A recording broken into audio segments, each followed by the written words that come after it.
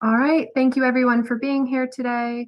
Welcome to this webinar on Medicaid Unwinding, Best Practices for Tribal Enrollment Assisters, created by the National Indian Health Board in collaboration with the Indian Health Service. Before we begin, I would like to let everyone know that this webinar is being recorded. If you do not consent to being recorded, we kindly ask that you drop off the Zoom. This webinar will be made available to the public soon, so I'll give everyone just a minute to drop off if you'd like to.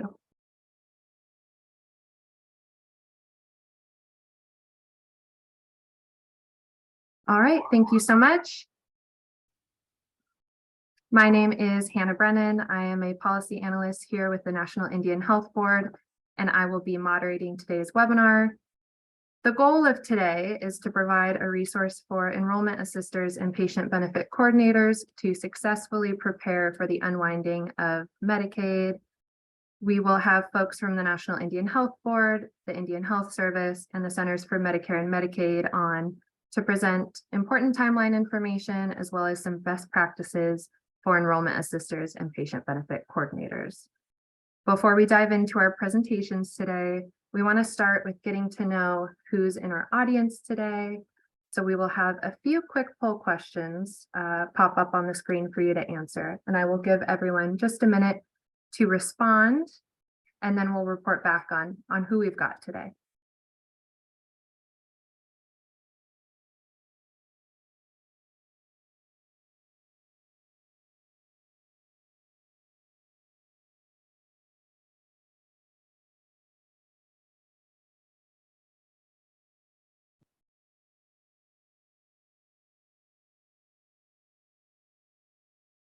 Great, we see a lot of responses coming in. So once it starts to slow, I'll report out on our results. Thank you.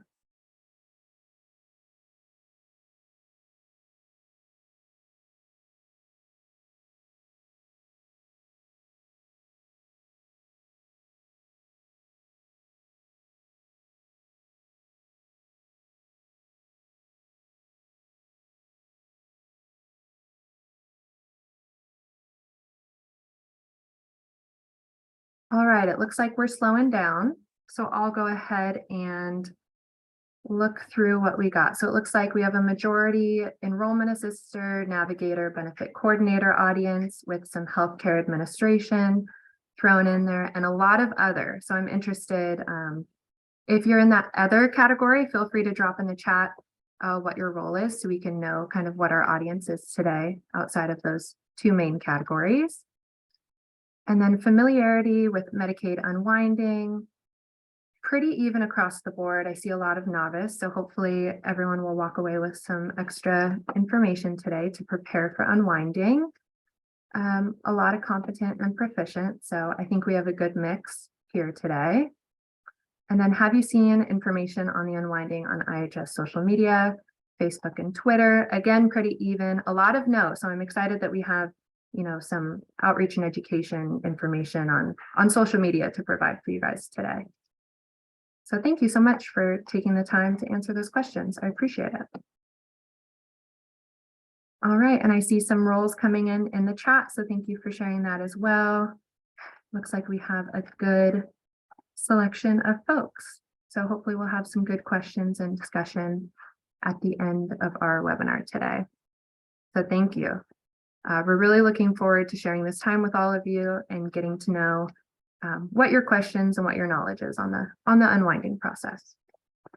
So I will now be turning it over to Kristen Bitsui, who will be leading us through a little outreach social media exercise. Kristen serves as the Tribal Healthcare Outreach and Education Policy Coordinator here at the National Indian Health Board. So the floor is yours, Kristen. Thank you.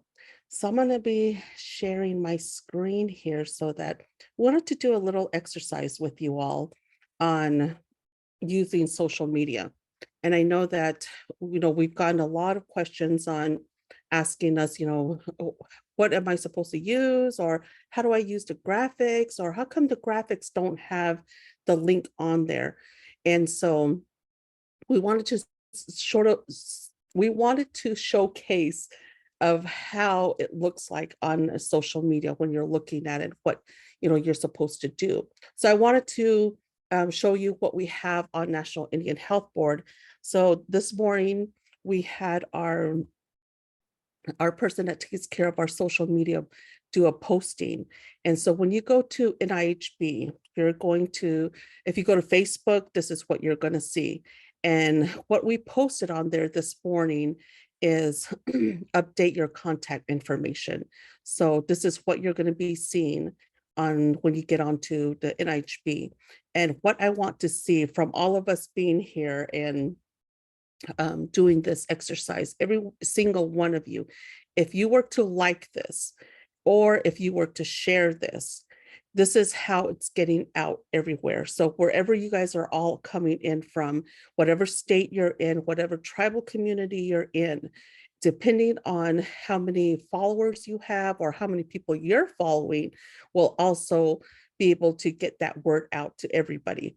So we wanted to do this exercise where you can get onto the NIHB Facebook. If you have Facebook, this is what you're going to see. And you're going to be able to like it, or you can share it as well too on your social media so that it can also go out to the people that you're following. And then the caption part of it is something that this is where you're going to put something in there that you want them to click on. You want them to look for things, and if it's something that you want them to see within your own organization, you can do that as well too. So if you're looking at this right now, you can see hashtag NIHB in blue. So when people click on that, they're going to go right directly to NIHB. So this is something that we wanted to just sort of get that interaction going with you. So the next one I'm going to show is Instagram. So we got it posted on Instagram as well. And so this is the way it looks for NIHB. And then when you look here, you're going to see the pictures. And then this is what the same graphic that we had used. So that's what they're going to see when people are looking at the NIHB platform. And then this one is Twitter. If you do utilize Twitter again, let's see here, we'll go back up here. So there it is. So that's the post that went out 39 minutes ago. And so while you guys are looking at this, if you have your own personal Facebook, Twitter, Instagram, go ahead and start liking it, because at the end, we want to come back to this to see what it looks like. So you'll be able to. So now you see there's one person that liked the post. So that's what we want to see. We want to see the interaction going on, making sure that people see the posts, and so that the word is getting out there in the communities as well too.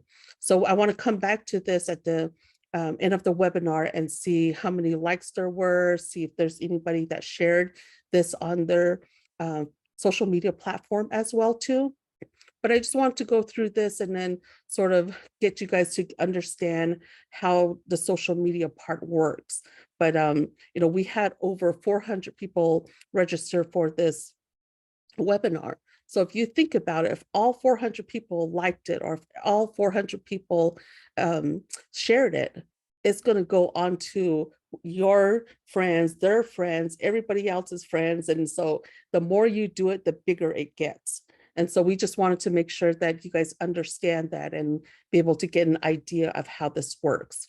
So, so start liking it, start looking at it, and then we'll come back to this at the end of the webinar again. So back to you, Hannah. Thank you, Kristen. And thank you to everyone who's already liked and shared. I can't wait to see where we end up at the end of the webinar. So now I'll quickly introduce today's speakers we have on the agenda. Then I'll turn it over to our first speaker to get started. A little note that once the presentations wrap up, we will open the floor to questions to the audience at the end. You can ask questions through either the chat box or and we will address them at the end, or you can raise your hand at the end when we get to the moderated Q&A. We do have a lot of action in the chat box, so if you do put it in the chat, also maybe hang on to it to raise your hand at the end, just so we don't overlook your question. So today we have Rajo Ortiz joining us from the Indian Health Service. Raho is the director of the Division of Business Office Enhancement in the Office of Resource Access and Partnerships at the IHS. We also have Kitty Marks from the Centers for Medicare and Medicaid Services. Kitty serves as the director of the CMS Division of Tribal Affairs. Next, we'll have Rochelle Rufer, who is our Tribal Health Data Project Director here at the National Indian Health Board. And last but not least, we'll have Dusty Cummins joining us today from the Indian Health Service. Dusty serves as the Patient Benefit Coordinator of the Crow Service Unit. So now I will turn things over to Raho from IHS to get us started.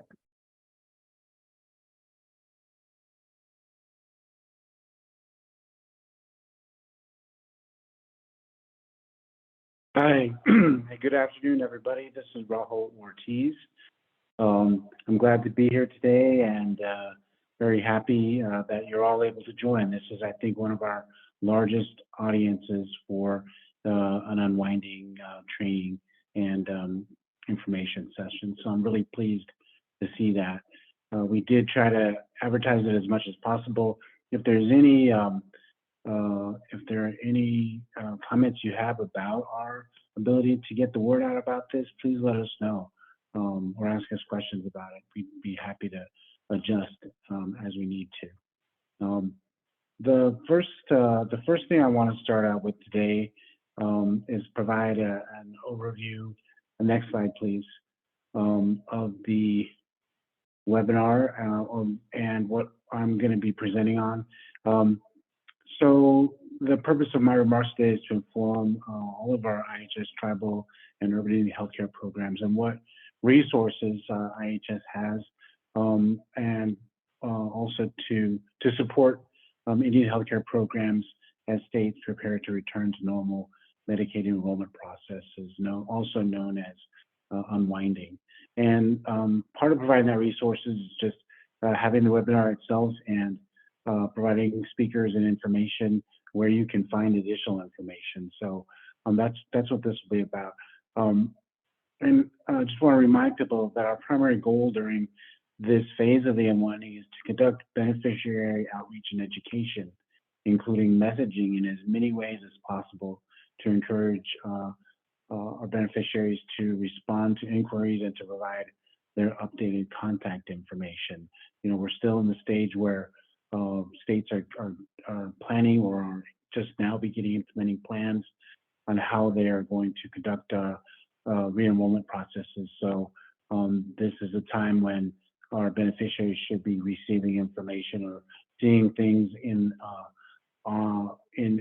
maybe on the radio, or seeing things on TV, or maybe hearing them on the radio about unwinding. I live and work out of Albuquerque, New Mexico, and I have heard a couple different public announcements regarding American Indians and Medicaid. So I encourage all of you to direct your patients to look for those. So Indian healthcare programs at this time should be conducting outreach and education efforts and providing enrollment assistance designed to help ensure that those who remain eligible for Medicaid are able to retain coverage, and those who are no longer eligible can transition to other sources of coverage. Next slide, please.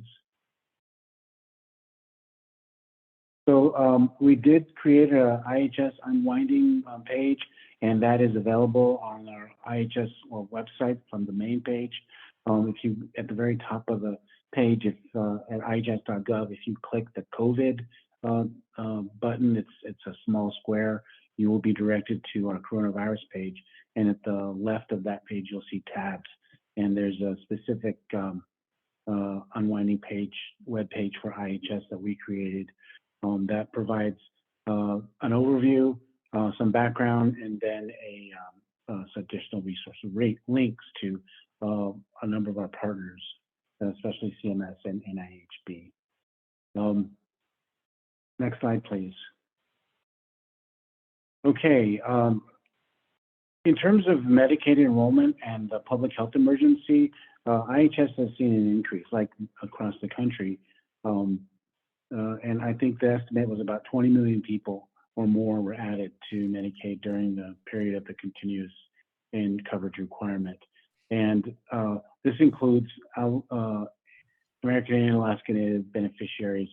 In some of our recent expansion states, we have large populations of Indians, so that's good.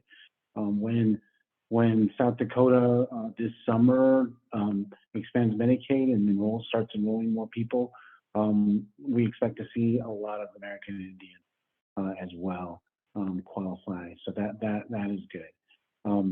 However, with the new legislation and the deadlines we're going to talk about today, disenrollments could start to occur as soon as April 1st.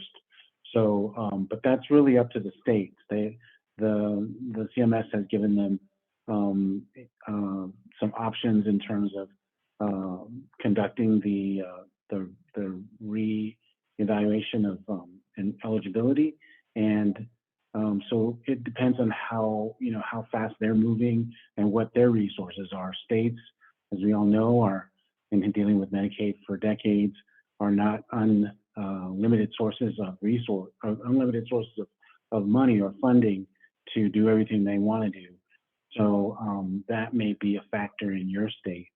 As long as that does not impact the ability or the likelihood of an American Indian or Alaska Native person being dropped when they shouldn't be, we hopefully we can make sure to minimize those impacts.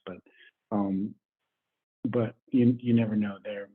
So we're encouraging our IHS is encouraging all of our areas and our service units on all of our facilities and the staff to be aware of and to get involved with if they can in working with states, giving their voices and following up and making sure that they understand because those are going to be those sources of information for patients are key.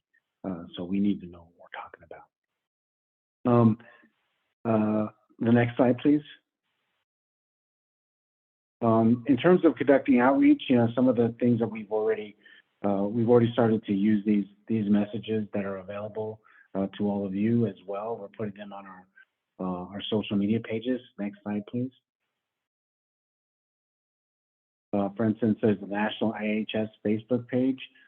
Here we have a demonstration of the use of one of these, of an opportunity to use some of the graphics that are available. This one was from CMS, and we added a message at the top there and a couple links. The next slide, please. Also, individual service units have their Facebook pages. Sorry about the writing here; it's kind of small to read, and also the black background is not that well. But the one on the left is from the Lawton Indian Hospital, and the one on the right, which I particularly like, but I like it because it's got pictures of the enrollment staff at the service unit. And I just think that that shows people a friendly face and a face that they can look for when they go ask for help. So those are a couple examples of what we're seeing in our areas, in terms of social media. A couple more, if you could go to the next slide, please. These resources are also being used by our staff at IHS facilities, the state messaging that's available. This one is from Oklahoma. Next slide, please. This is also what I wanted to talk about too, the state operational plans. These plans, and Kitty will cover a lot of this in detail, but they describe how the state's going to prioritize renewals. They provide the time frames for the state plans, and they describe the processes and strategies on how they're going to make sure people are that are continue to be eligible are not dropped. This is the this is the essence of what you need to know about those state plans and advocate for our IHS tribal and urban Indian healthcare patients. They need to be accounted for in those plans. So we're seeing some of that activity taking place in IHS as well. Next slide, please. So I wanted to just talk quickly about a couple of barriers. As I said, funding is limited. Mail is not always reliable. And even if they do get the message, whether it's personally or they see it on social media, or they see an ad or a flyer or a poster, they may not understand the message. You know, does that apply to them? Should they take steps? How will this impact, their benefits? I mean, it is for their benefit, but it's not always clear from all the messaging that they need to do this in order to make sure that they do not lose the Medicaid coverage. So those, one of the things that, as far as guidance from IHS, is that, working with patients and talking to them and getting them, if they want, even encouraging them to bring in their mail or any notices that they receive to enrollment staff is key. Like I said, putting a friendly face on it, a human face on it, and so and those messages, so they won't get lost, in the background, or they don't get ignored, or continue to be misunderstood.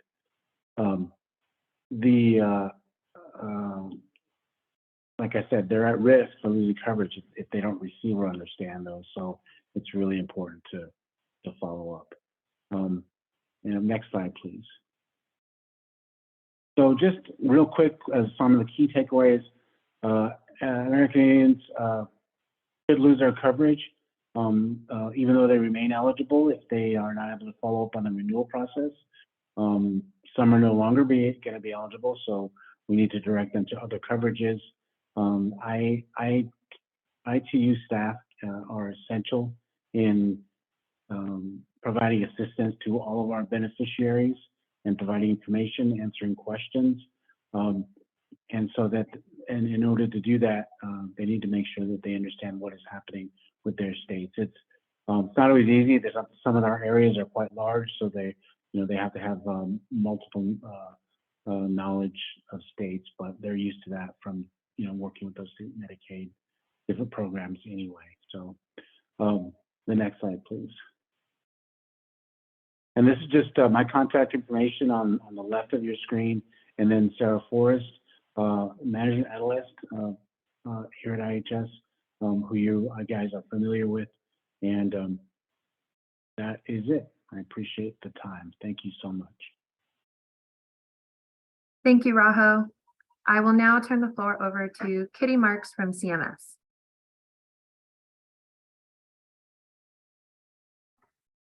Thank you, Hannah. Next slide, please. I'm going to give an overview of the Consolidated Appropriations Act and what will be the requirements for the next several months. So just stepping back, the Consolidated Appropriations Act of 2023 was enacted in December 2022. And basically the Medicaid continuous enrollment condition will end on March 31st, 2023. As you recall, the Family First Corona Response Act required states to maintain Medicaid coverage of individuals during the PHE. But what Congress did through this Consolidated Appropriations Act was not wait until the PHE ends, which is now May 11th, 2023. They decoupled the Medicaid continuous enrollment condition and provided certain requirements for states to follow. So now states can resume normal operations, restarting full Medicaid CHIP renewals and terminations of coverage of individuals who are no longer eligible. So states will be able to terminate Medicaid enrollment for individuals no longer eligible beginning April 1st.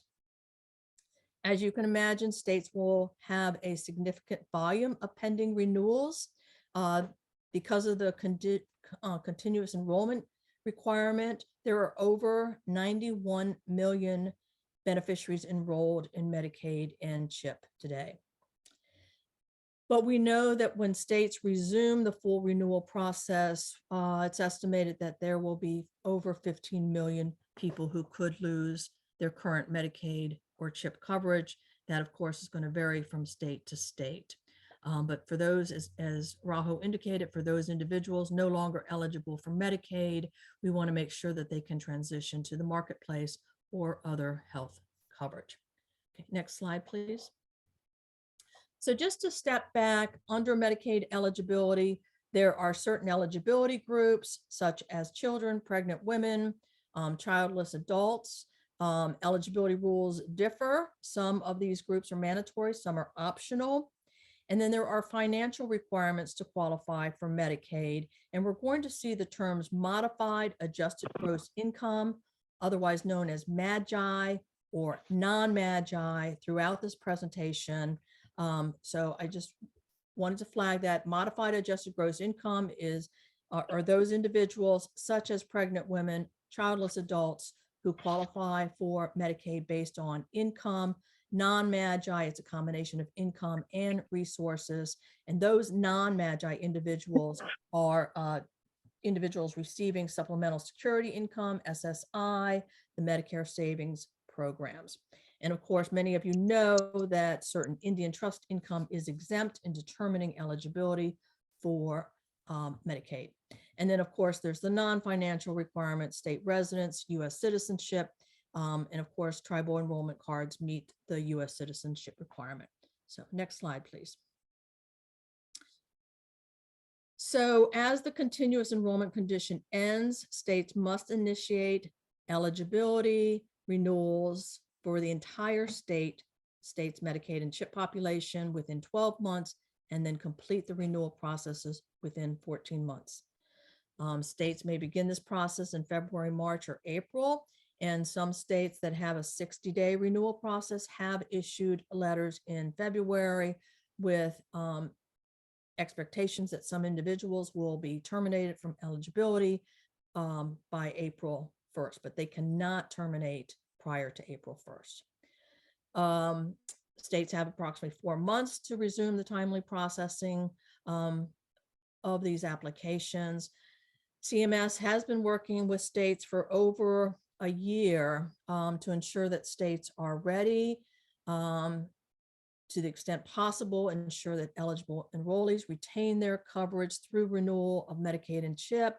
And then again, if they're not eligible for Medicaid, transition them to other sources of coverage. I think for all those on today's call, we're all concerned that we do not want American Indian, Alaska Native Medicaid and CHIP beneficiaries to fall through the cracks, not retain their Medicaid or CHIP coverage if they're eligible. They're no longer eligible. Let's work to transition them to other coverage.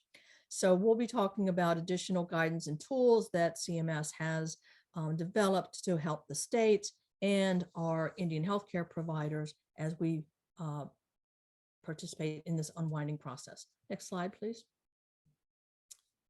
So for the MAGI beneficiaries, again, these are most kids, the adults, pregnant women, their renewals are every 12 months. And for non-MAGI, renewals are at least once every 12 months.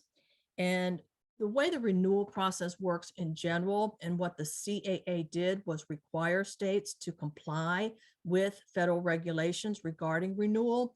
States first have to determine, based on information that they have available to them, whether the individual is still eligible for Medicaid. And this is called ex parte. It's an ex parte renewal. If they have sufficient information to determine continued eligibility, the state can renew eligibility and sends a notice. That's good news. But if the information is not sufficient for the state to determine eligibility, that's when the state will send a renewal form and request additional information from the beneficiary. For MAGI individuals, that form must be pre-populated. And for those MAGI individuals, they have 30 days to return that form. For non-MAGI individuals, states must provide a reasonable time frame. And again, if the Medicaid agency determines the individual is not eligible for Medicaid, they need to examine all potential eligibility for other coverage, like the marketplace, and transfer the individual's account to the marketplace for determination. And I will just note that the states must give a 10-day advance notice to individuals prior to termination. So next slide, please. So what the CAA did as well is require states to ensure that there is up-to-date information for individuals. They can use the United States Postal Service database, other information from state health and human services, other reliable sources of contact information. And contact information includes not just mailing address, but a phone number or an email address.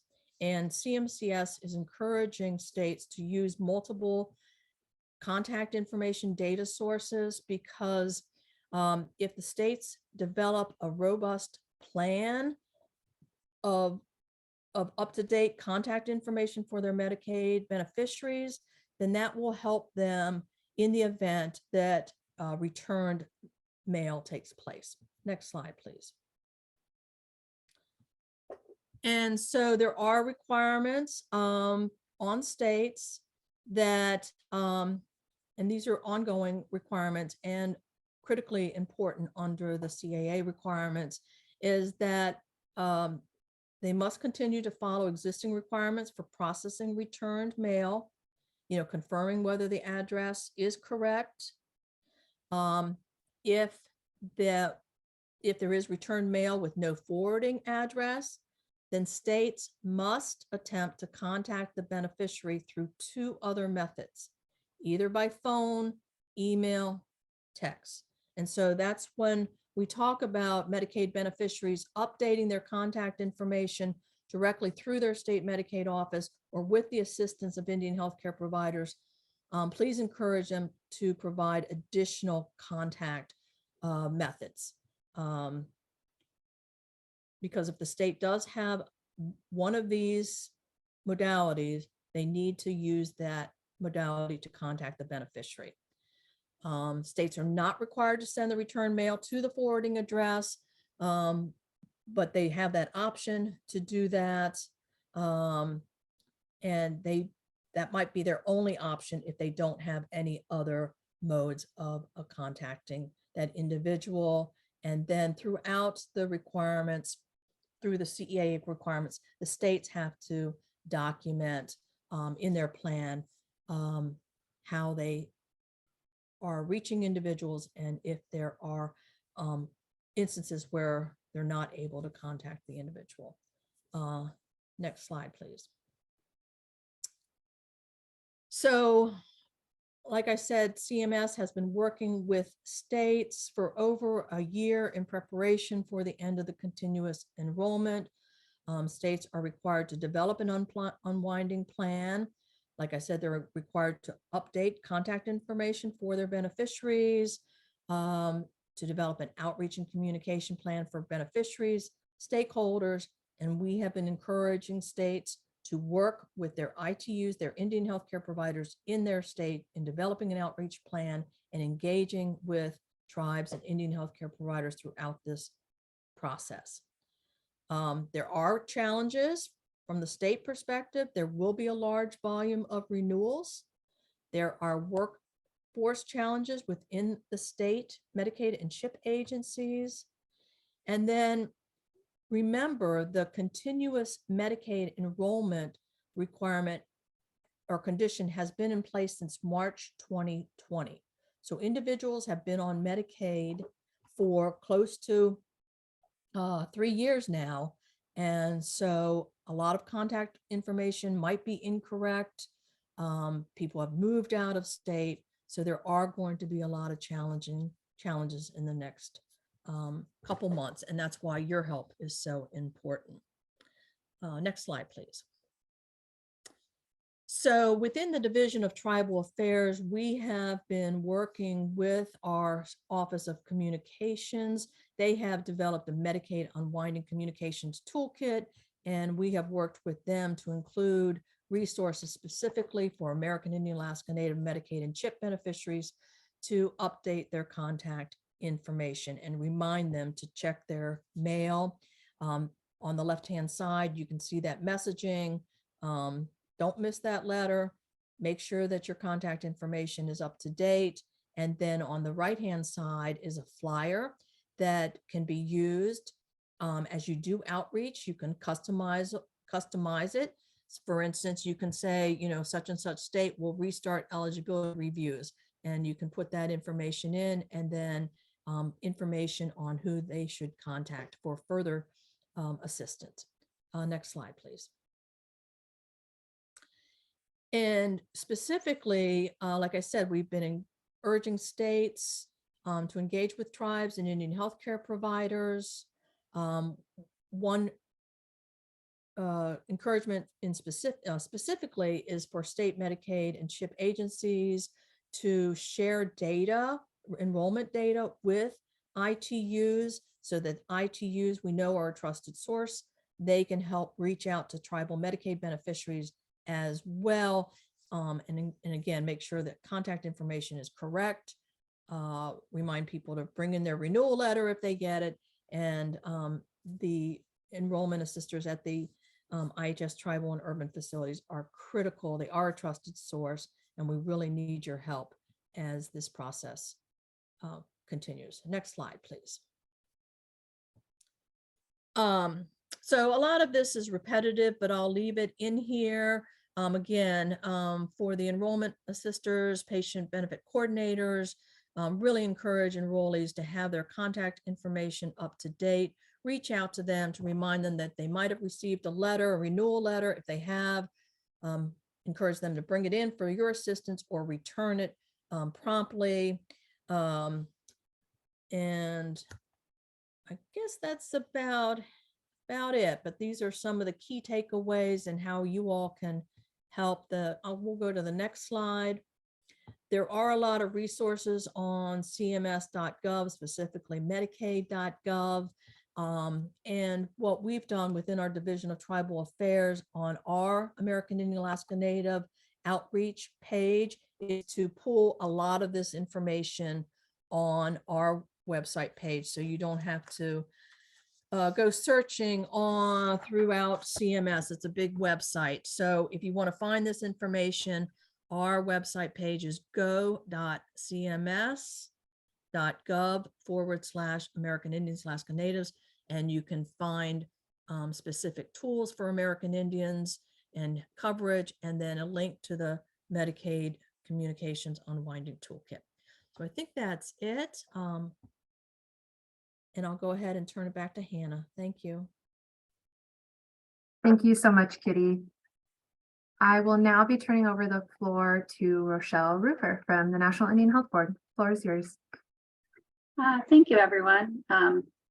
Welcome. I know we're a little behind time, so I'll try to be relatively quick here.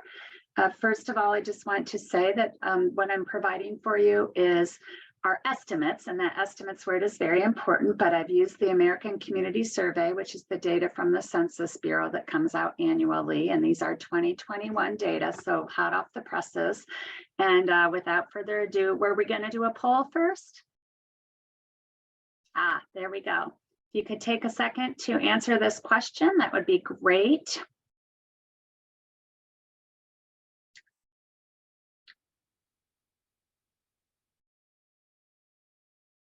See lots of answers all over the place. This is great. I love it. This is so fun. So looks like answers are starting to slow down a little bit. We've got about 200 plus, and we will talk about what the right answer is in a minute, but interestingly, about a tenth of you thought 15,000 to 25,000, a third of you 50,000 to 75,000, another third 155 to 165, and about a fifth of you to 25 to 255. So remember what you said, and I will share in one second. So anyway, next slide, please. So the estimates that I'm going to provide for you are based on a study that was done by the Kaiser Family Foundation And it was called Unwinding the PHE, What We Can Learn from Enrollment Patterns. And essentially, after a very sophisticated analysis, what they came up with is that states without Medicaid expansion would be likely to lose somewhere between 7.9 and 12.9% of their current Medicaid enrollees. And states with Medicaid expansion have a much actually lower band, a smaller band, and are likely to lose between 12.1 or 12.9% of their current Medicaid enrollees. And so with that in mind, I just thought it might be interesting to see what that looks like in the American Indian Alaska Native population. Again, using the best data we have, which is a survey and our estimates. Next slide, please. So I think about 20% of you were right that if we're talking about the United States as a whole, there's an estimated somewhere between 225,000 and 256,000 American Indians, Alaska Natives who may lose their Medicaid coverage as a result of unwinding. And that is a large number. Next slide, please. So again, I thought it might be a little helpful. I don't know where everyone's from, but I just picked 3 sort of states with a larger American Indian Alaska Native enrollment to see what it means in those states. In a minute, I will tell you how you can calculate this for your state. But as you can see on the screen, roughly around 20,000 American Indian Alaska Natives could potentially lose their Medicaid coverage due to unwinding in Arizona. In California, we're looking at somewhere between 36,500 and almost 39,000. And I'm rounding the numbers because they are just estimates. And in Oklahoma, 15,500 to 16,500. So those are all what we might expect in those states. Next slide, please. Then I chose some states with maybe smaller enrollment just to give you an idea.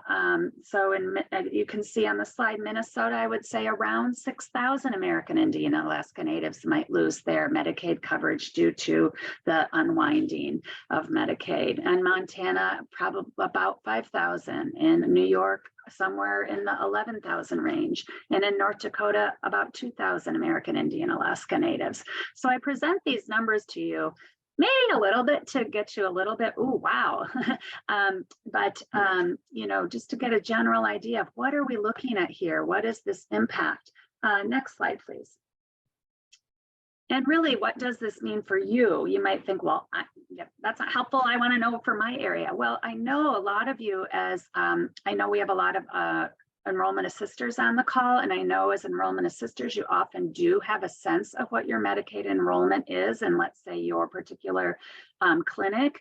And if you do, you can kind of, if you want to give yourself a little like, I wonder what the numbers look like, you can just take that enrollment number and multiply by 0.129, or if you want to round up 0.13, that's 12.9% as 0.129, and that will at least give you a rough estimate of how many American Indian Alaska Natives again might be affected in your area. But these are the kind of the best guess we can do. And the last slide is just my contact information, and then I believe I'm turning it to Kristen, but I am happy to answer any questions. Please feel free to drop me an email if you have any other questions, and my slides will definitely be included at being shared. I think we're just, I know somebody put that in the chat. I think we're just verifying that it's okay to share IHS and CMS slides as well. All right, thanks everybody.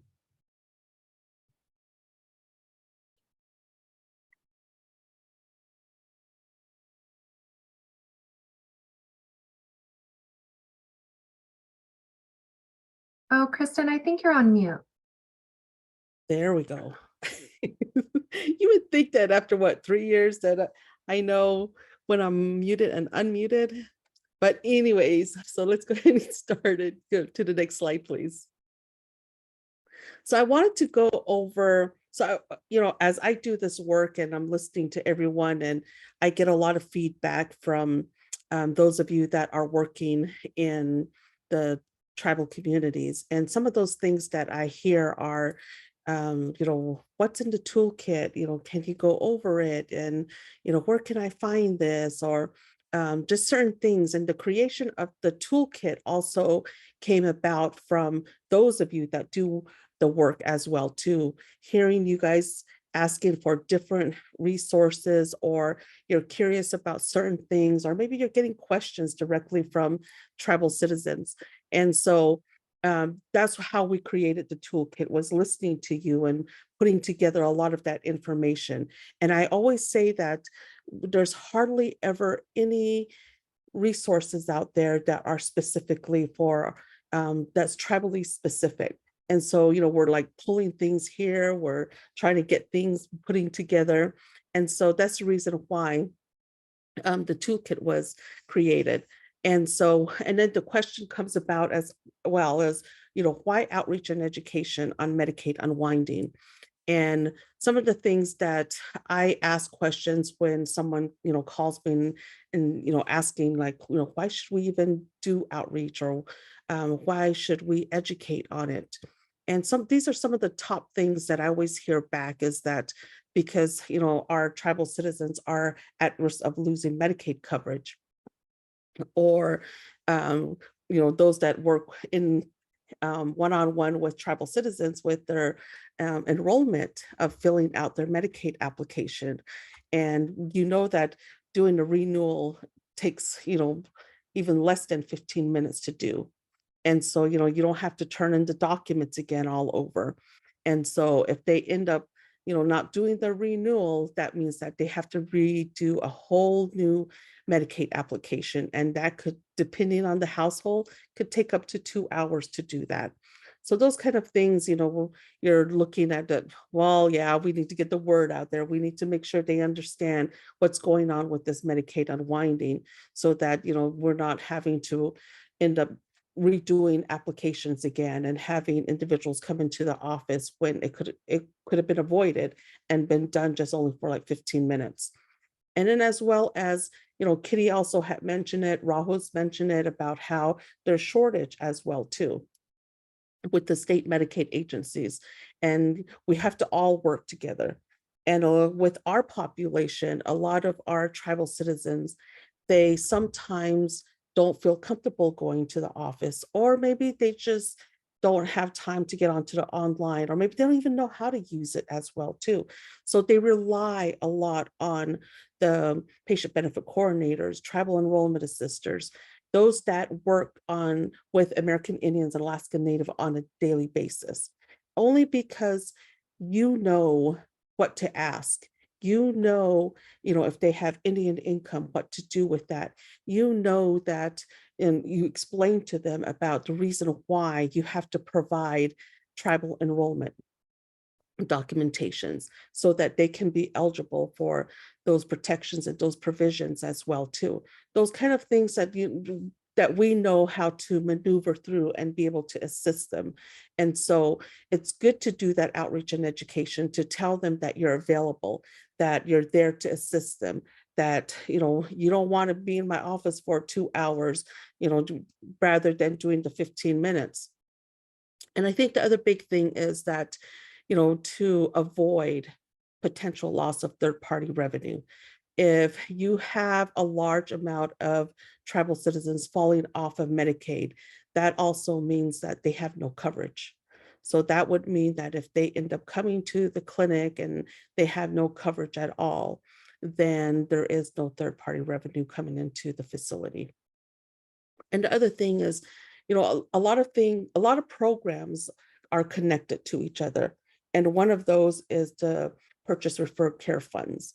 We want to make sure we preserve that. We want to make sure that there are funds there available for those that really do need that, right?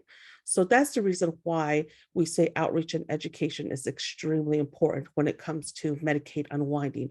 We want to be in front of this. We want to make sure that everyone in our community is aware of how important this is.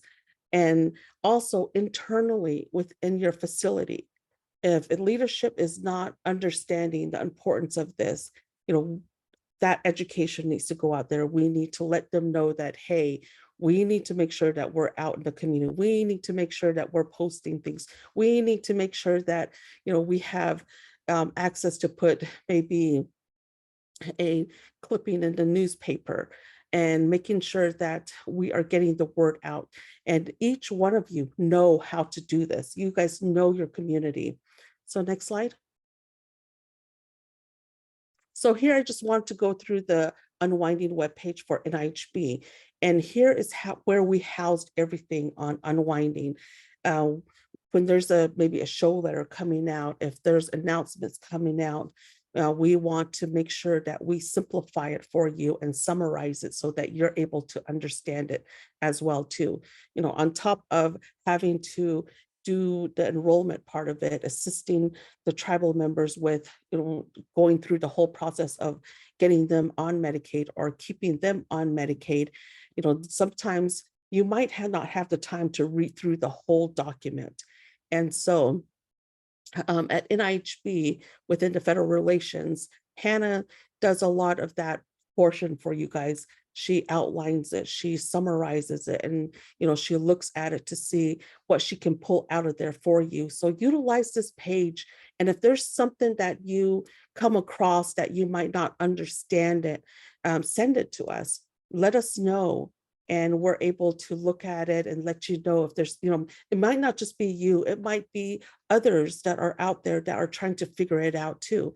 And we can always look at it to see if we're going to be able to summarize that document for you. But I just want to let you know where the Unwinding webpage is on NIHB. We put the updates there, the webinar recordings, the toolkits on there, all of the graphics are also on there as well too. So next slide.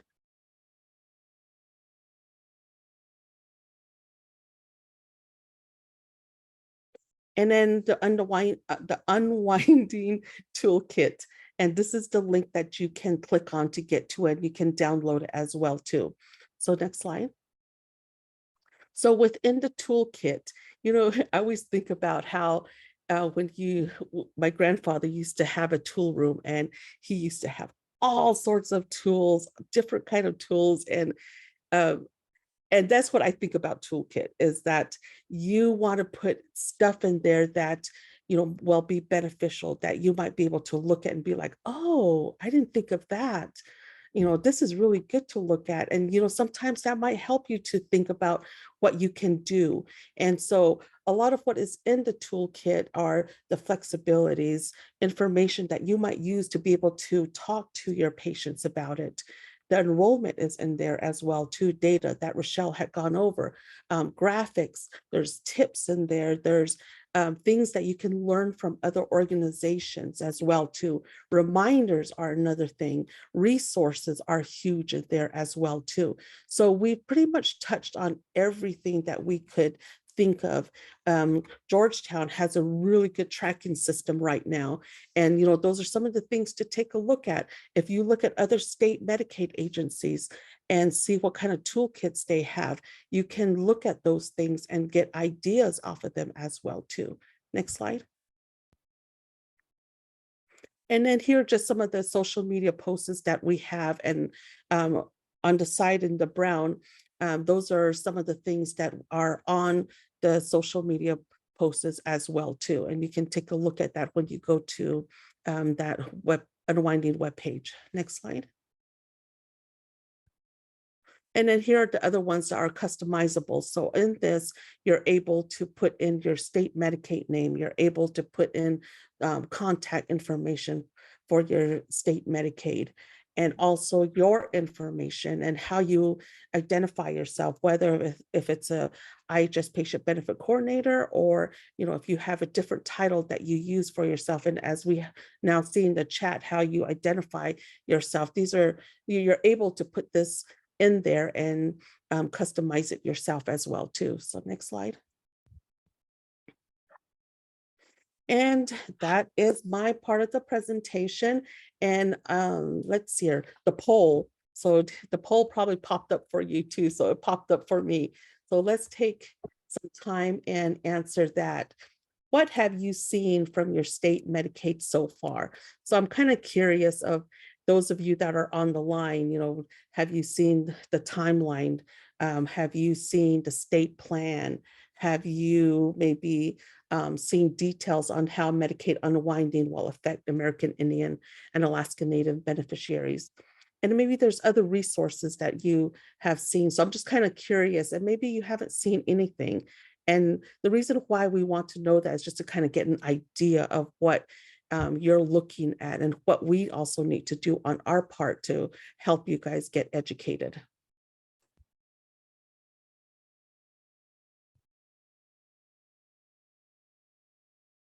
Okay, I can't see the results on my end. Oh, there we go. So here is the results. Oh, wow. So it looks like there's a lot of people that have seen the timeline, which is pretty good. And, you know, the here and there, and I think the next one might be other resources on Medicaid unwinding. You know, this is good to hear. This is what we want to see. And we want to make sure that you guys are getting the information that you guys need to do your job as well, too. So thank you so much for doing that poll. So next on our list is Dusty. So Dusty is coming from Crow Agency, and she is pretty awesome when she does these best practices. And every time I talk with her and listen to her and what she's doing to get a lot of her patients to stay on Medicaid or get enrolled in Medicaid or any other coverages, she is always trying to think outside the box as well too. And she also is in a rural area. So let's have her start her presentation here. It's all yours, Dusty. Thank you, Kristen. I appreciate that, and everyone for presenting on their information today. It's a wealth of knowledge, and I think all of our presentations together will help the benefit coordinators. We're the ones, you know, boots on the ground that are doing all of this work. And so I appreciate everything that you guys have taken time to put into your presentations today. That's going out to all of the benefit coordinators and other types of assisters out there in Indian country. So I appreciate that. First, go ahead and we'll get started. So basically just about the presentation and everything, you know, using best practices is one way to help ensure that you're achieving your purpose for your role as a benefit coordinator or other assister. I know everyone has different titles. So if you hear me say PBC, patient benefit coordinator or assister, it's pretty much one and the same. Some organizations, all you're doing is working with Medicaid. Within IHS, we use a lot of different programs, you know, whether, you know, it's outside of the healthcare or other things, all public programs. So we're going to be strictly talking about healthcare, mainly Medicaid because of the unwinding, but we'll touch on a few other things as well. The slides I'm going to present are mainly for the unwinding, and I, you know, come up with some, but our best tool is to learn from each other. And so if you're in an area with, you know, that don't have a lot of other benefit coordinators, reach out to, you know, maybe the area to see who is a seasoned benefit coordinator, you know, outside of your own facility, if you're the only one, or use the benefit coordinators that are already there as well. Next slide. So one thing I like to always talk about, especially when it comes to best practices, is yeah, there's doing your best practices, but to understand the purpose of your role is very important. You know, we're kind of a dual role, like we're not necessarily human services, but we're also, you know, a lot of us are in either the business office or in purchase referred care. So we're there to help, you know, get revenue into our facilities or preserve purchase referred care funds, right? But we're also there as a knowledgeable advocate for our patients and our clients and our community as a whole. So number one, we're an advocate, and I feel like that is our main purpose. If you think about what we're doing, is, you know, we're kind of that gatekeeper or something like that to those benefits that patients need. And so we're helping our patients obtain that, whether that's, you know, helping them do the application or guiding them to Social Security or what other benefit that they need. And having the knowledge is definitely key. So, staying up to date on all of that, and which we'll get to here in a moment. And then alternate resources help us stay afloat, right? When before Medicaid expansion, you always, and there are still states that don't have Medicaid expansion. So I'm kind of talking about states that do have that and how IHS was affected then. But those states that don't have Medicaid expansion, they're still in this boat pretty much. So before Medicaid expansion and the enactment of the Affordable Care Act, we're talking about PRC funds are very limited. You're almost always at a level 1, which is life and limb. So when this came about, we saw that turn where, we could change that level to 2, 3, 4, and so forth.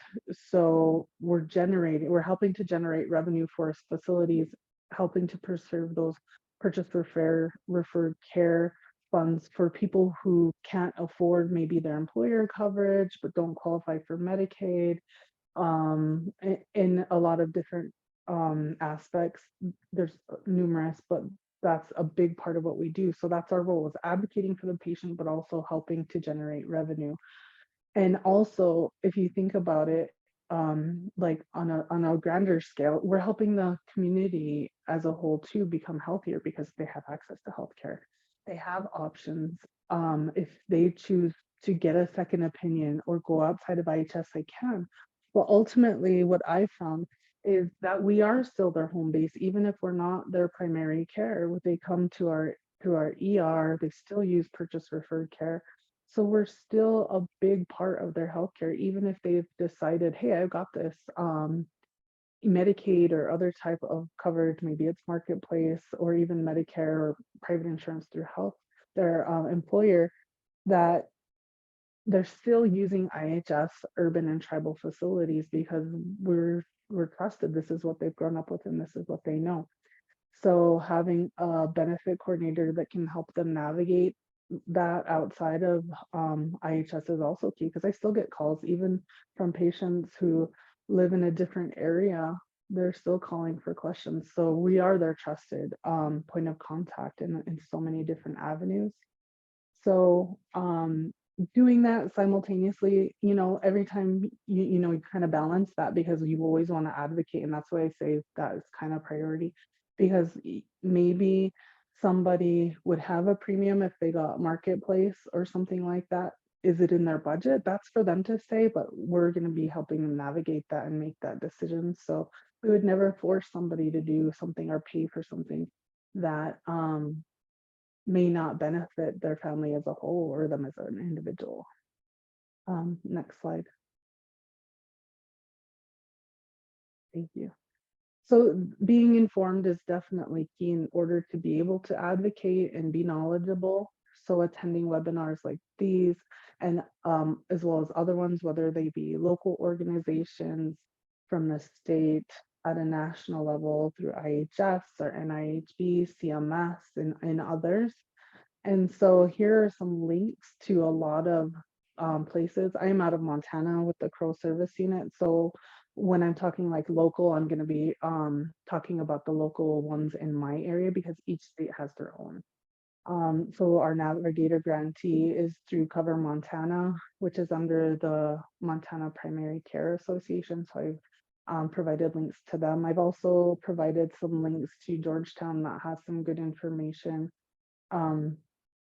that's tracking the state and their unwinding program. So once these slides come out, you're welcome to use these. All the links are working, and I made sure they go to the right place. So CMS is always a good one and reliable.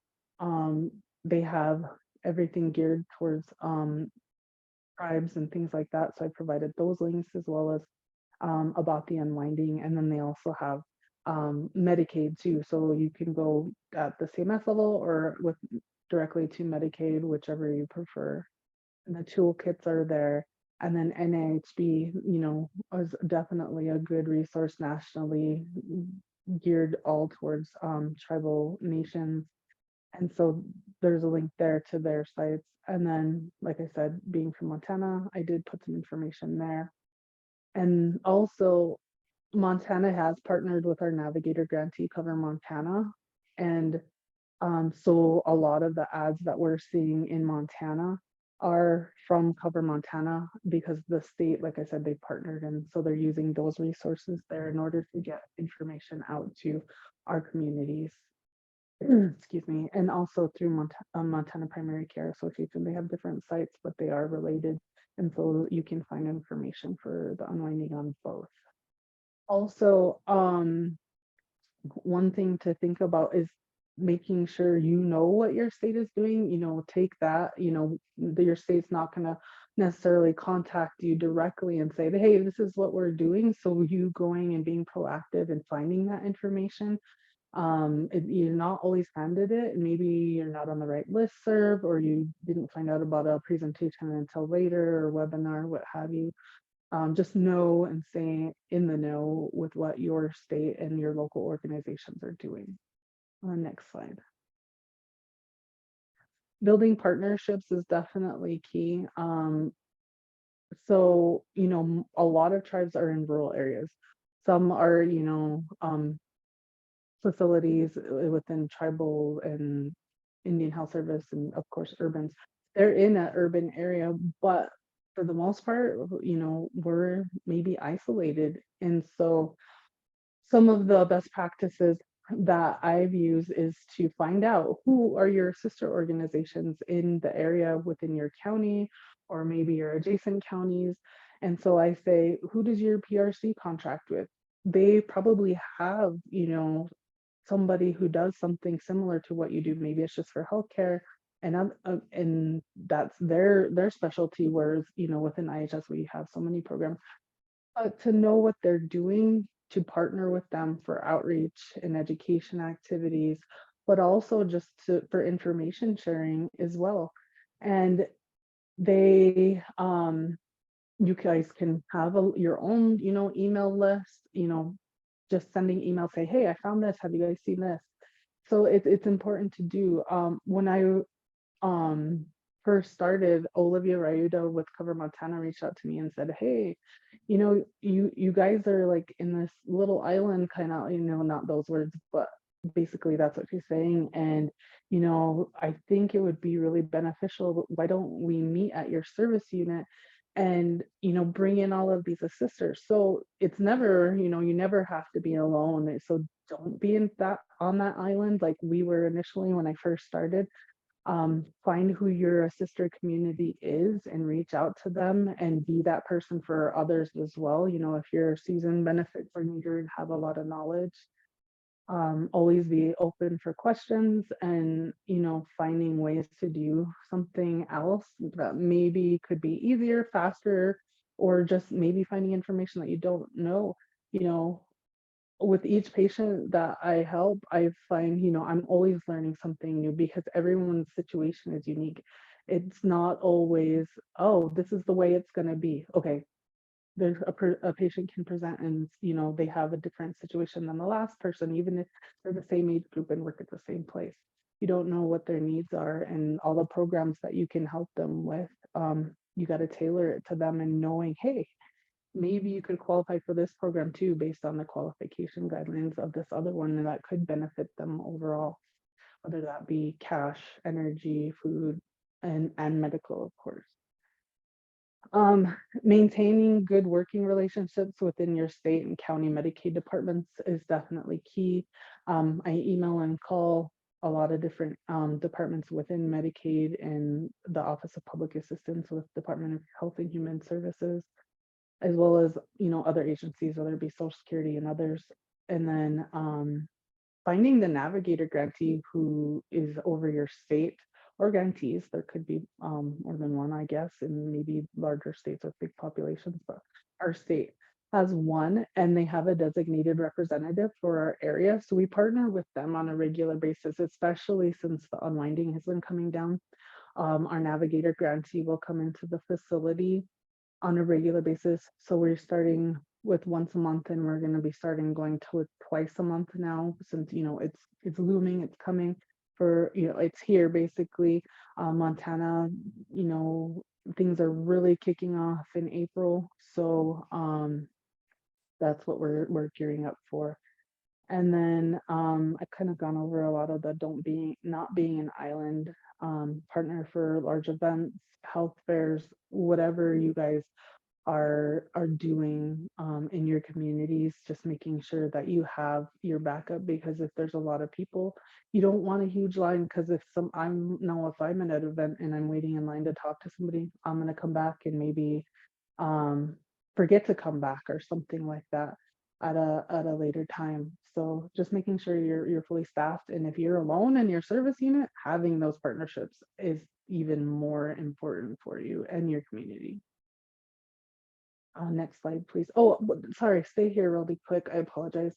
I did want to show, in Montana is huge, like a lot of our states with a lot of tribes. And I've circled the tribes that my service unit serves, where the Crow Northern Chan Hospital is our hospital, and then we have satellite clinics. And the, major towns and cities, they're not on our reservations. And so if we have to refer somebody out, it's a pretty far drive. It's usually at least an hour, if not more.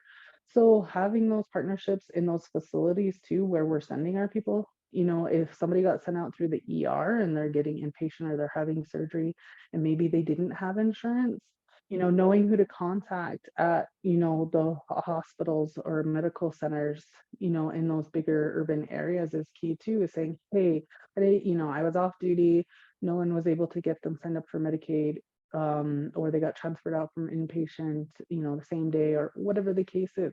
Calling those people and say, hey, can you make sure that you get a Medicaid application done, or at least a screening, and seeing what's going on with them. You maintain those relationships too, and they call us too and say, hey, somebody came through the ER, they didn't have anything, we couldn't catch them, we haven't been able to reach them, maybe you will have luck. So it goes both ways. But if you look at all the reservations, there's rarely, there's border towns and border cities, but those are our people, and that's who we're reaching out to.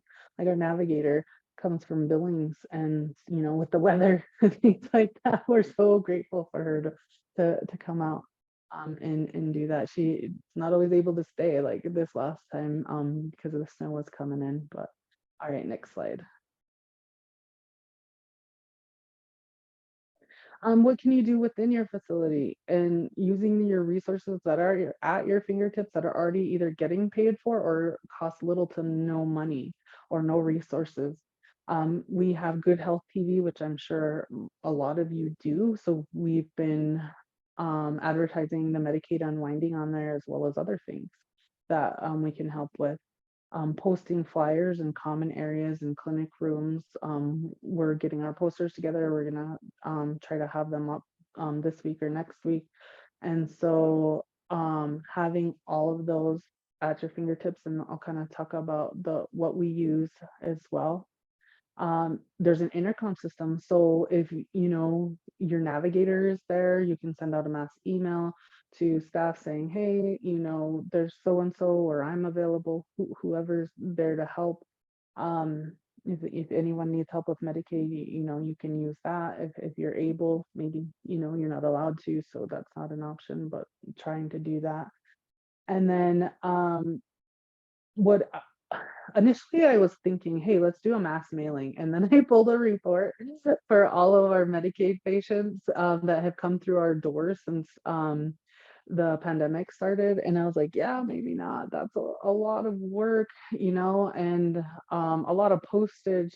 Yeah, we would know whose addresses aren't correct, and that could give us a tell for the Medicaid. But at the same time, what I decided to end up doing is let's add a few sentences onto outgoing mail that we're sending already. And so what it's saying is, if you or somebody in your household has Medicaid, make sure that contact information is up to date too. Also with us, we want it too, but also for Medicaid, so that you're not losing your coverage. If you're having issues reaching patients, who can you contact within your facility to help reach those patients? Within our facility, it's public health nurses and our community health representatives. Mainly, I work with the public health nurses, but that it could be an option for CHR in your facilities and your communities as well. They go into the community and maybe they know how to get a hold of people that you haven't been able to reach by mail, by phone, or something like that. So just knowing who to go to and who can also give you referrals as well. And so next slide. Internal referrals, either through, patient registration on page 5 in RPMS, or the referrals in Moonwalk, whichever systems you're using. And they can also hand out your information, if they see, hey, this person doesn't have Medicaid or any other type of coverage. This is what we have come up with in our facility. We do need to update it because we have a new benefit coordinator. And so we'll be adding his information on there as well. But that's what we do. It's just something simple. It's a little card like this. And so we just make them ourselves. We don't have anything super special, like we're not sending anything out or anything. I suppose we could, but that's what we're doing. And so they can reach us. And we also have a patient benefit coordinator in purchase referred care. Some other sites do as well. If you don't, or you don't have the staffing or the means to do that, then making sure that you're keeping in touch with those patients, because that they're out there in the community that need services. And so we want to preserve those purchase referred care funds when possible. And so you already know that's that's your clientele that you want to reach out to for Medicaid screenings, to see if they're on Medicare, get their information entered in case maybe they're not using your facility, but their purchase referred care funds. Maybe they're like an example is, we have people that live in Billings. They're still within our PRC delivery area, but they went to the ER, or they're going to the clinics there, and they don't have alternate resources. Then we need to know about it. So the facilities might just be reaching out, so they're not coming through patient registrations for us to update their information and things like that, and just reaching out and having those correct addresses and phone numbers from those facilities is key too. So having those relationships or the software in order to do that. I provide our referrals. So with our OBGYN team or nurse midwives, if somebody's pregnant and they've indicated that there's no coverage, maybe patient reg missed it, or I just haven't gotten to that referral yet, or they haven't been in contact with me on their own. If it's somebody high risk and, hey, we need to send this person out quick, we get calls that way. And then being a part of teams and committees where you're reaching your at risk patients, maybe with high dollar amounts, or they're just not coming in for care. If they found out somebody's pregnant and they're in their last term and they haven't been in for prenatal care, whatever the case is, those are your high risk patients. Then going ahead and reaching out to them in that way, and then running reports like the port FOD, using your referrals like your mailman and things like that, and then being proactive and creating reports for yourself too. For VGen PORP, it's great because you can tailor and things like that, but it is a lot of information. So if you need to tailor it down, VGen can be a good way to do that. Next slide. Other ways to reach your community. Your community best and what is working. Right now, Facebook is definitely a good one, especially since we have been more isolated due to the pandemic. But your community outreach is definitely key. If you guys have a local radio station that a lot of people listen to, there's local newspapers like daily, weekly, or however, bulletin boards, local TV, social media is always key. Yeah, that's free.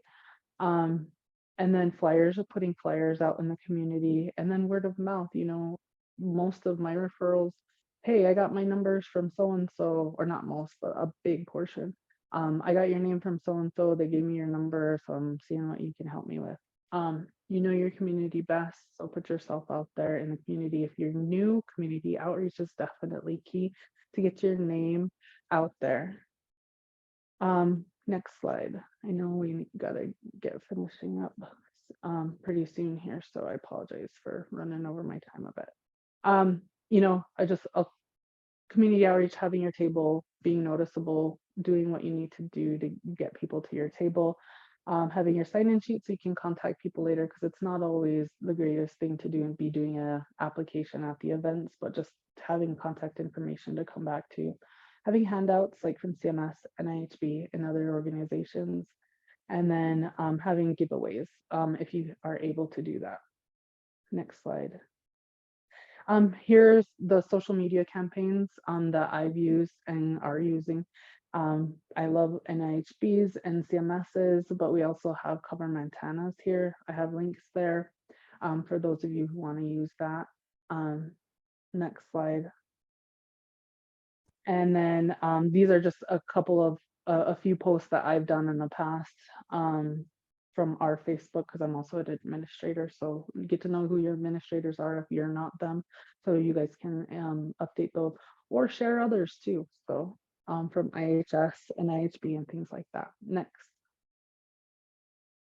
And then what's the best way to update your information, knowing what your state is doing? Our state, they have an easy link and form on their webpage at apply.nt.gov. It's the first link on the page.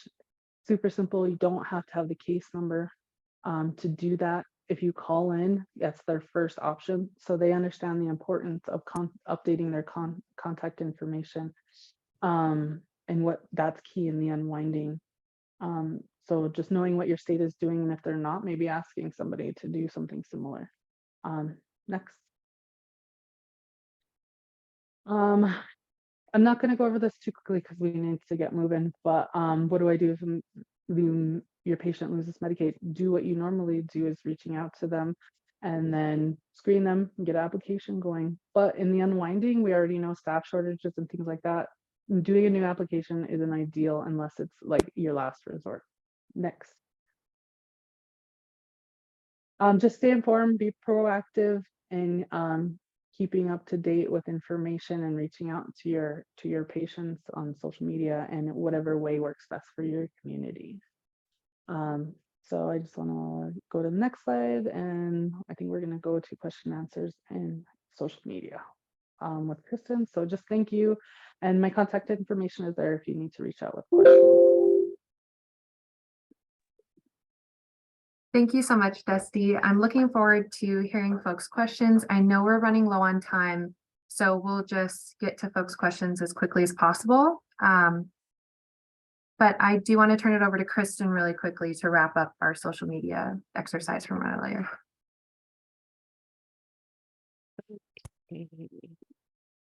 Are you able to see my screen?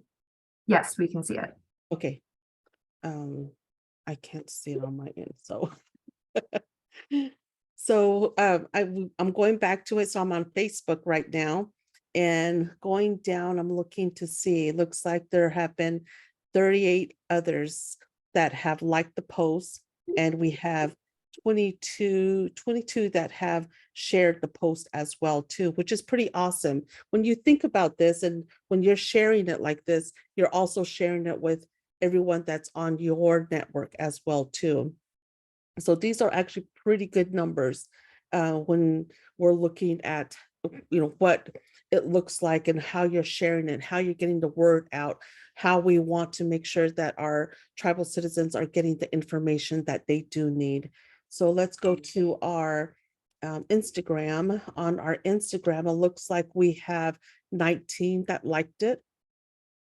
And then to our Twitter, it looks like we have, going down,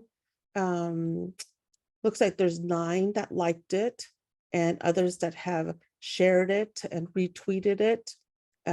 There's 3 as well too. Those kind of things that we want to look at. So it's kind of interesting. So when you're looking at this, you notice that there's more activity on Facebook. And then as you go down to Twitter, it gets lesser. And I think it's just because you have to really know how to use Twitter as well too. So what you need to do to get involved in that. But there was something in the chat that someone had mentioned about, what about, our elders? How do we communicate with them? What do they use? It's kind of interesting how during the whole COVID-19 pandemic, we have had elders that have signed up for Facebook. And the reason why they signed up for Facebook is also because of the Facebook Live, where all the tribes were sharing out information using Facebook Live. So a lot of elders had gone onto Facebook. So I still use my tribal clinic, even though I have a really good health insurance from my employer. But I still go there because I want to experience what everyone else is experiencing. And when I'm sitting there and I talk to individuals, I I talk to them about their social media pieces and what are they on. And a lot of the elders look at Facebook, and majority of them are on it. And there's a couple of them that would show me, like, look at this, this is, and then you can see all of the posts of their families and things like that. But it's just kind of interesting how, we're utilizing this, and with the pandemic happening and where we didn't have any one-on-one or in-person interviews or doing the assisting as well too, that we end up using these other platforms to be able to communicate with our tribal members. But I just wanted for you guys to see what that looks like and doing this activity with you as well too, and to show that, it's going to show up on other places. And I thank you guys so much for participating in this activity as well too. So Hannah, is there I noticed that there was a lot of networking going on in the chat. And I love that. I want you guys to communicate with each other, get to know each other, get to know who's online, what they do. There's other organizations that provide different things as well too. And we all learn from each other. So I love that networking that's going on. Were there any questions, Hannah? I was going to permit everyone to raise their hands and ask questions if they have any. I think we got through all the questions in the chat, but please, if you put anything in the chat that has yet to be answered, especially if you think it's helpful for the wider group, please feel free to raise your hand now. If you have any questions following this webinar, we'll drop Kristen's contact so you can email her with questions, but feel free to raise your hand and we'll call on you. I know we're low on time, so I know folks will need to drop, but we'll stick around for a few minutes to make sure folks have their questions answered. So you guys have IHS on the line here right now. We got Raho, we have Kitty, and we have some of their staff that is also online to answer questions. So if you have something that you've been trying to maybe ask or to get answers on, here's the time to do this and to be able to get some of those questions that you guys have been wanting to ask as well too. We've gotten a lot of questions on, the recording and as well as the PowerPoints too. So just so that you're aware. Oh, hi, Kristen. We've got some hands raised, so we'll go to Nicole Garcia first. You're first on my list. Hi, can you guys hear me? My question was kind of answered, but the problem I'm having is just because I am working for IHS and we have stricter rules. I was told I needed to get everything run through the public information officer before it's disseminated, although I explained this was developed through IHS and NIHB and CMS and everybody else. I was still told I need to do that. Just like a roadblock to get easy information out to our patients was kind of irritating. So I was wondering if next time maybe there could be like a logo or something, just so there won't be such a, I know there's the NIHB logo on there, but maybe the IHS one will help them make it clearer for us to disseminate. Also, our PIO is very hard to get a hold of, and so it just makes another roadblock for our patients to get easy information. We're also very discouraged to use social media and stuff, so that is also a process to get anything posted easily. Yeah, so I just wanted to do the right thing and not get in trouble. but also this information is approved in my opinion, and it should be given out freely. That was all. Thank you for that, Nicole. You know, we have Rahul on the line. So Rahul, do you have any comments for Nicole? Yeah, this is Rahul Ortiz from headquarters, and we have been meeting with the public affairs staff here at headquarters, and including them in our unwinding meetings that we've been having with National Indian Health Board and with CMS. So they are aware at the headquarters level of what we are working with NIHB on in terms of the materials that they are putting together. I'm sorry, I didn't turn my camera on. And we are trying to, I did see an earlier question about working with public affairs staff in the areas. And so I will follow up with the public affairs staff here at headquarters to make sure that they make the areas aware and that they can quickly see where these materials are coming from and know that they are already approved. We did consider putting IHS logo on some of the National Indian Health Board messages that we were funding through our National Indian Healthcare Outreach and Education grant. But we, I don't think we proceeded with that. But they still, the information is correct. We have reviewed all of the ones that Kristen has gone over. And of course, our sister agencies, CMS and HHS, they should also be used, and states own messaging also could be used.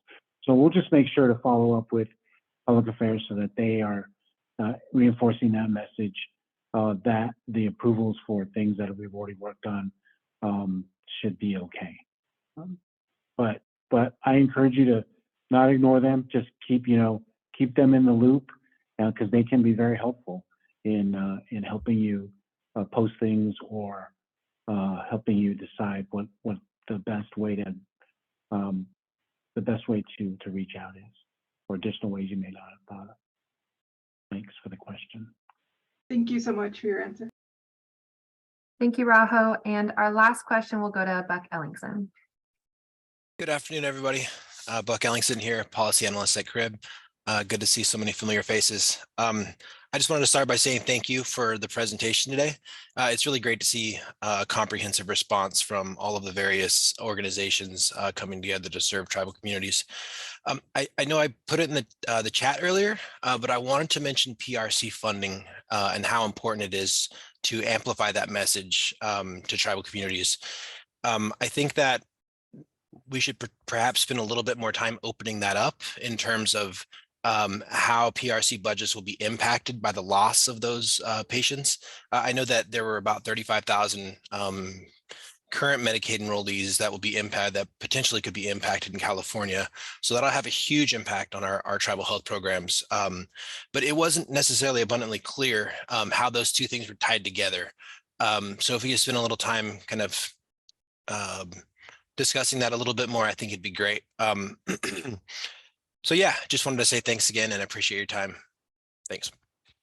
Thanks so much, Buck. Appreciate that. We'll definitely look into elaborating on that portion. And I just want to open it up to our panelists just to see if anyone has any final words. Kristen, if you want to kind of round us out here. Thank you everyone for logging on today and being a part of this.